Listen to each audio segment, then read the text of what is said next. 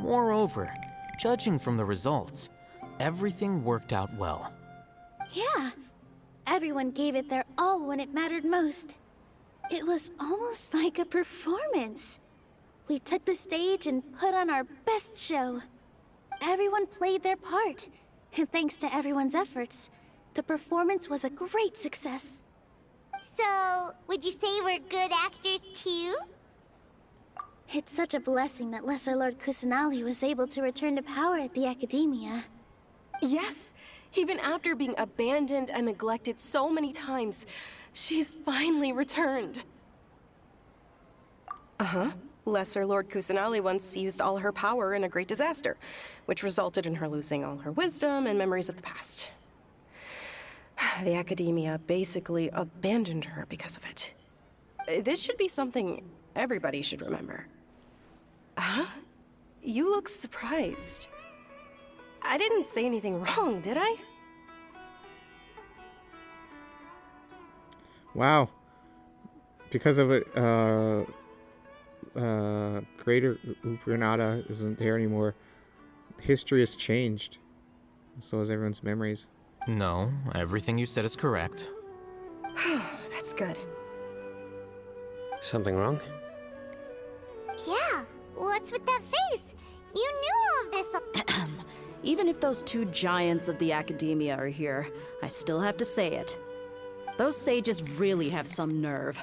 500 years ago, Lesser Lord Kusanali used all her power for the people of Sumeru. And what did they do in return?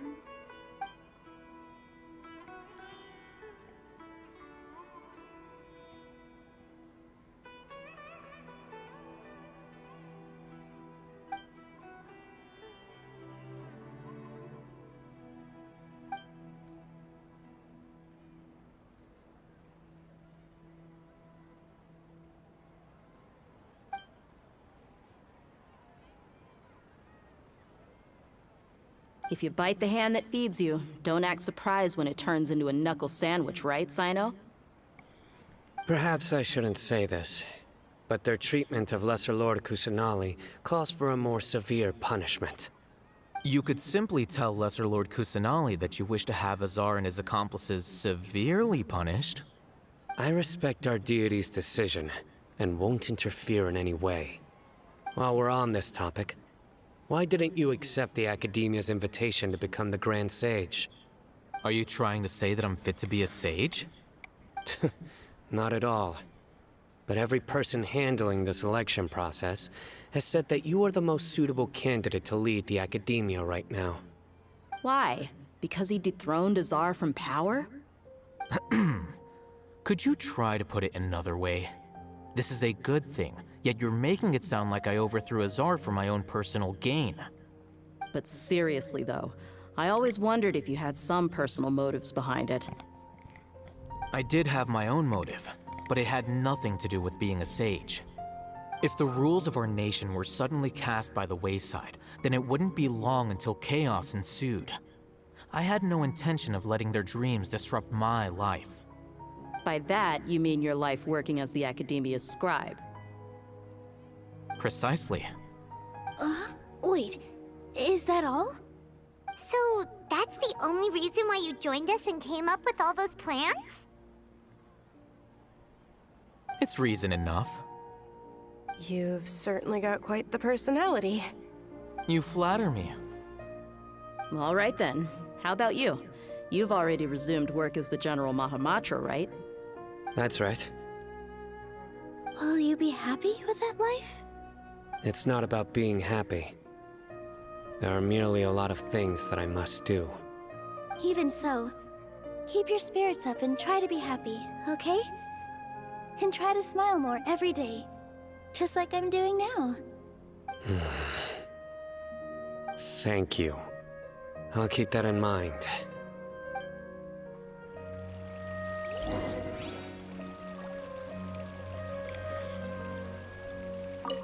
I seldom participate in such lively gatherings, but the atmosphere here is quite good. No, this gathering today has a unique meaning. The Grand Bazaar is lively because the people here feel happiness from the bottom of their hearts.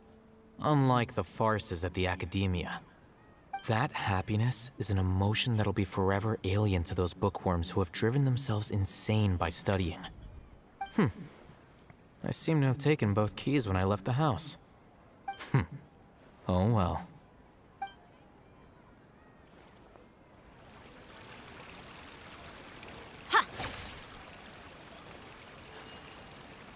Ah, there you are, traveler. Well, how is it? Are you enjoying the feast today? If there's anything you're unhappy with, just let me know.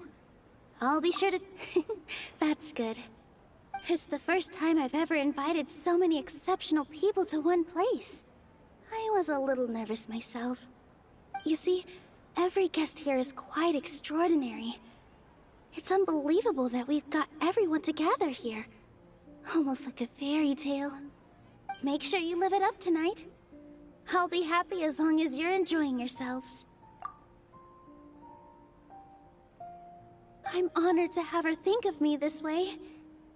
If I have a chance in the future, I would really like to invite her to one of my performances. I can't explain why, but I just feel elated right now. Thank you.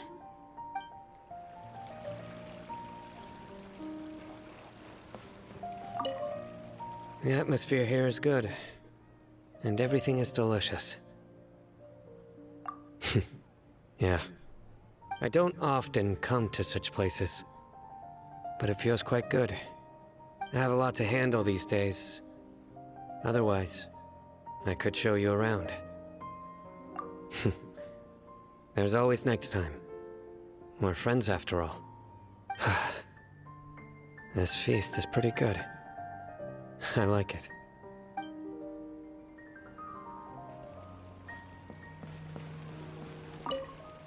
My lady, the grilled meat over there is delicious. Have you tried it? Yes, I also tried some fruit just now. Oh, they're very sweet. What an amazing place to relax. No wonder everybody likes to rest at the Grand Bazaar. You said it. Oh, look who else is here. Hello! Oh, I'm so happy Nilu invited everybody. Oh, now I have the chance to meet all the heroes.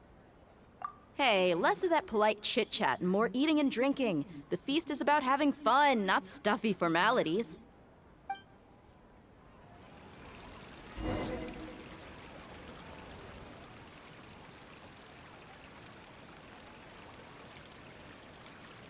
Hey, what's wrong? Your head is starting to droop. Hey, you can't just fall asleep here. Paimon will go find something delicious for you to eat. You'll wake up once you've put something yummy in your tummy. Of course, just wait here for Paimon.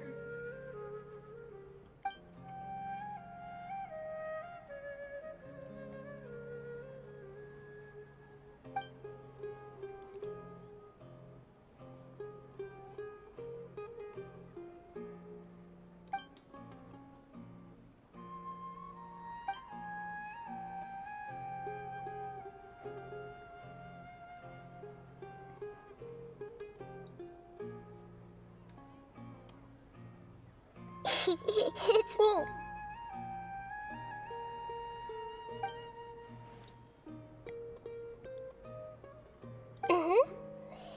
You may blame me for being a bit too self-indulgent. I was thinking about talking with you, and the next thing I knew, I had made a connection with you. The connection between us is amazing. It's like flora and the fence it grows upon.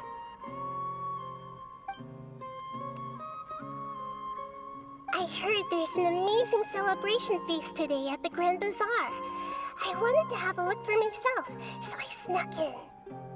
Lately, I've been so busy dealing with all the fallout from recent events, so I really haven't had any free time. Although you've already helped me with a lot, there's still one more thing I hope you can help me with. Please say thank you to everyone for me.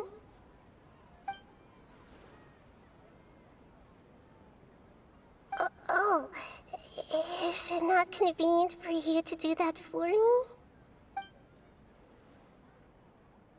But if I just show up all of a sudden, people will become all quiet and stiff, won't they?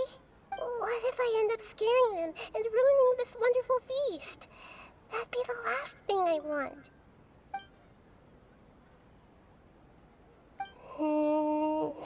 Let me think about it. Okay. Yes, I have.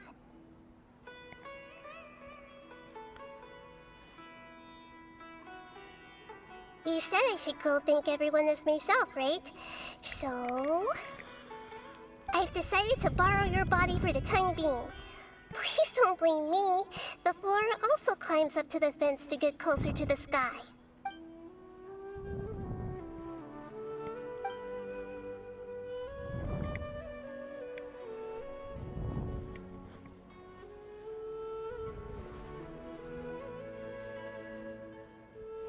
Everyone!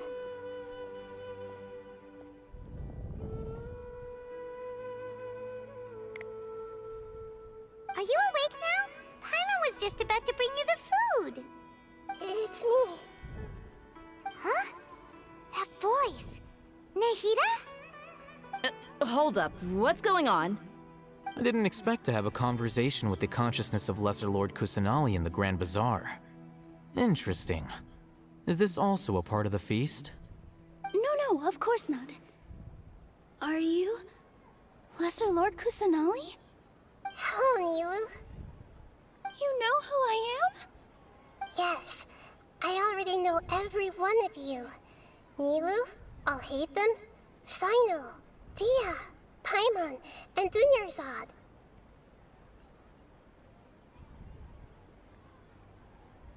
Lesser Lord Kusanali? I took the liberty of occupying the Traveler's body so that I could thank all of you in person.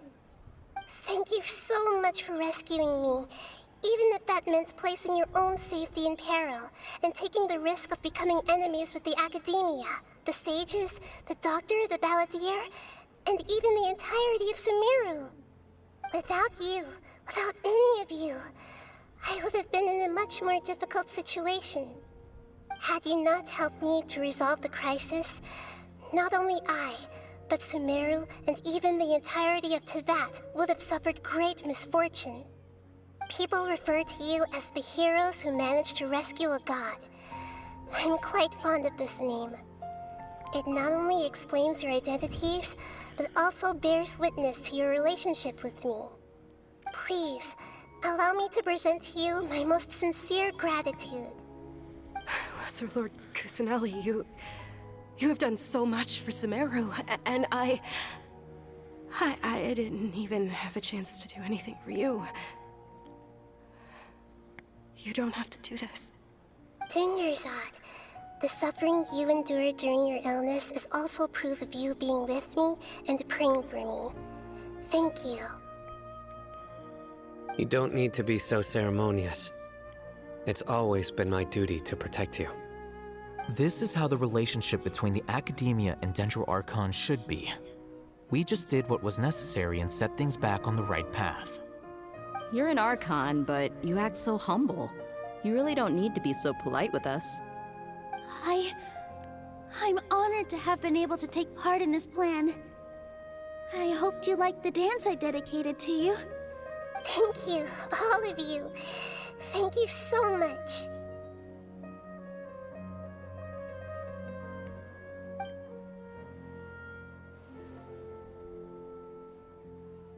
Yeah.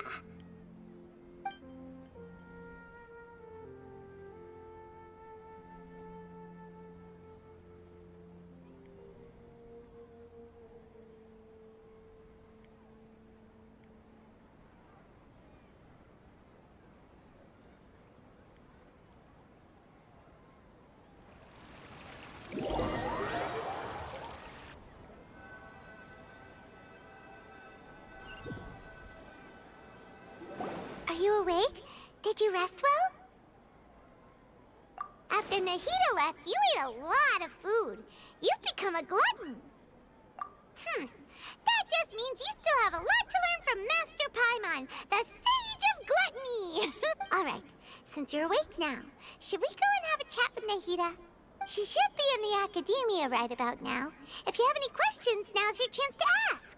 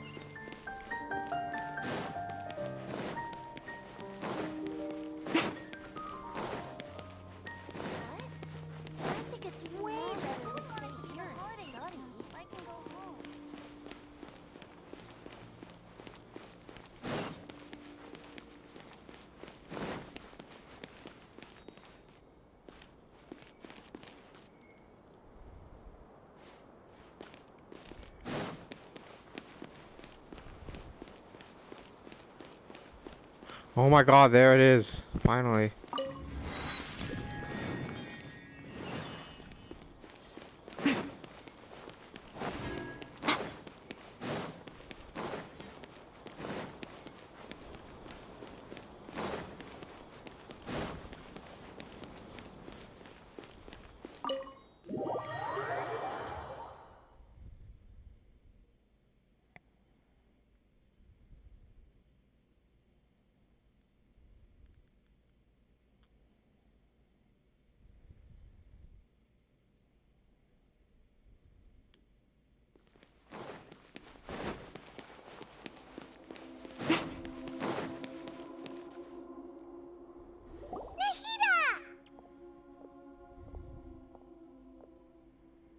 Hello, Traveler and Paimon.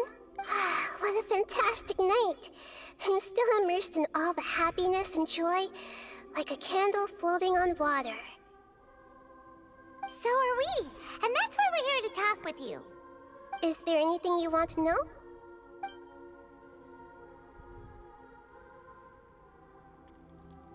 Oh god, this is gonna take a while. After recent events, the Akasha can no longer function as it used to. I've given it some thought, and have decided to shut it down permanently. But this is definitely not a bad thing.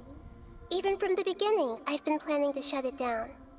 The Akasha's centralized administration of knowledge has always restrained people's curiosity and curtailed the number of paths available to them. I don't think this is good for Sumeru. Although people may initially feel a little uncomfortable with the loss of the Akasha, they will soon understand that this life is more suitable for them. And as for the future of Sumeru, I'm preparing to regain control of the academia. The former sages have received their punishment, but the new sages have yet to be selected. I will oversee the process personally. I hope that the new 6th grade sages will be more focused on academics. Sumeru needs such leaders more than ever. The other big issue is the people of King Deshret. All the residents of the desert, in fact. They have been mistreated for far too long. I've already taken some measures to address this. It will take some time to rebuild everything, but no matter if it's culture, friendship, or trust, we will rebuild it.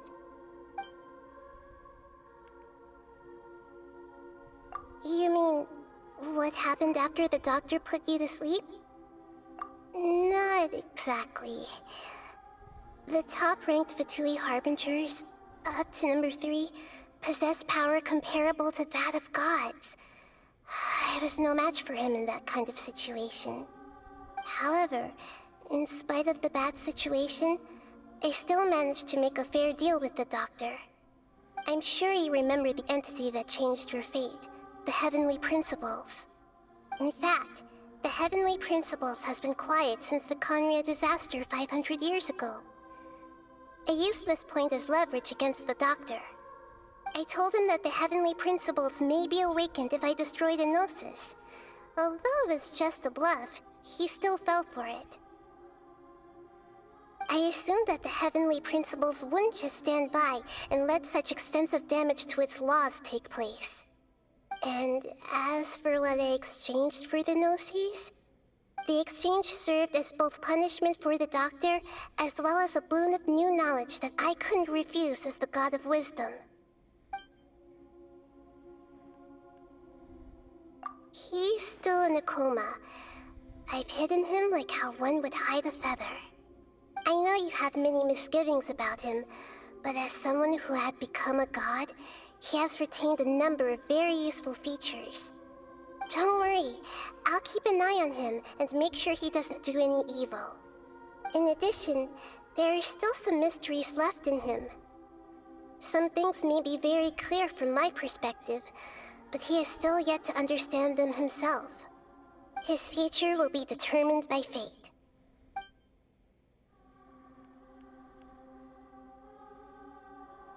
Is that where you're headed next? Fontaine, the Nation of Justice? As far as I know, that nation operates in a judicial system. Does their Archon personally judge people? No, there's a Chief Justice in Fontaine. Generally speaking, the Hydra Archon, Focalor, won't preside over individual trials. However, even then, Focalor will still make herself present at just about every trial. It seems that she just likes to immerse herself in that sort of atmosphere. As Archon, she still reserves the right to influence the final verdict. Anyway, let's just say she's got, a very unique personality. Well, that sounds interesting. Yeah, we done? Are you sure? Isn't there something else you haven't asked about yet? Huh? You mean... About your brother. While you were resting at Gandharvaville, I took some time to perform an Irminsul search for information on your brother.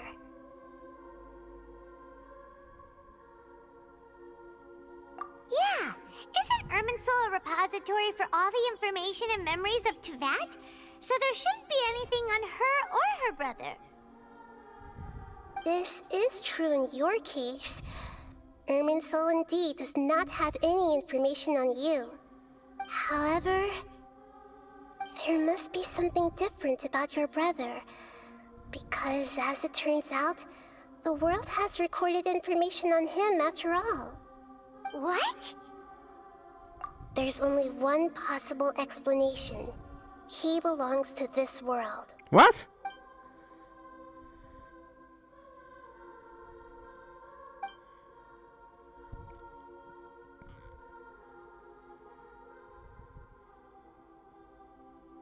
But nothing about this makes any sense! Wasn't this your first trip to Teyvat? According to the records I was able to access, your sibling suddenly appeared in Conria. After the Conria disaster, he began his journey through the 7 nations of Teyvat. But just as his journey was about to reach its conclusion, the Irminsul records on him suddenly become fuzzy. What do you mean, fuzzy? Did something happen to him? All I know for sure is that somebody, for reasons only they can know, is deliberately obfuscating his fate. And whoever it is, if they can do that, who knows what else they're capable of. But even that wouldn't explain how he somehow comes from this world. Something else I noticed was that according to these records, the Fatui have not classified your sibling as one of the Descenders. What's a Descender? Paimon's never heard of it. Look, I'm sure you must be curious about the information I received from the Fatui in return for my gnosis, right? A very important part of the intel was about this world's Descenders. External beings, ones that don't belong to this world. Traveler, you are Teyvat's 4th Descender. 4th? Huh? So the Fatui count 3 other Descenders before the Traveler, and her brother isn't even one of them? That's right. My current hypothesis is that the first Descender was likely what we now call the Heavenly Principles. As for the other Descenders, I still need to verify their existence. It could take me some time. Paimon's head's about to burst from all this crazy new information. Yeah, wow. And yet, even knowing all this, I'm sure you must still have a lot of unanswered questions. I must say, I truly regret that I can't help you more as the God of Wisdom. There are many questions in my heart as well. I will need some time to go through each one of them. And soon, you'll also begin your journey anew and depart from Sumeru. I'm very interested in your future. It's a journey that can't be observed or recorded by this world. If fate is the ultimate knowledge, then your future will be the ultimate fate. Paimon's sure glad we got to meet you, Nahida. The pleasure is all mine. I can't thank you enough. Alright, that's enough talk for today.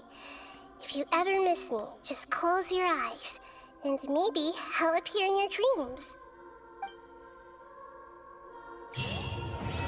Alright, there it is. The end of the Sumeru arc.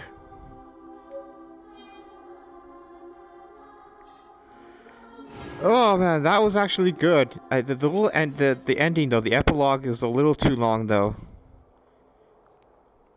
I didn't need to know what everyone is doing, but you know, just a synopsis of what's happened. Hey, Altheatham rejected the thing, being a sage, and Durazard and Diha are okay, and Diha is no longer a mercenary and is floating about. Niu is still performing. Like, you didn't need all that fluff. Anyways, thanks for joining me, you guys. It was quite a journey. And some lots of interesting information at the end there. Oh, man. Can't wait to see what happens next. The next update's probably going to be boring because it's going to be, like, nothing to do with the actual quest for the next thing. It'll probably be, like, update 4 or 5 that's going to have to actually do with the Fontaine and leading up to them. So we got a lot of time to wait. I can't wait for the next banner. I am going to pull on that. I'll do a short video of the pulls and see what happens during then. Alright guys, thanks for joining me.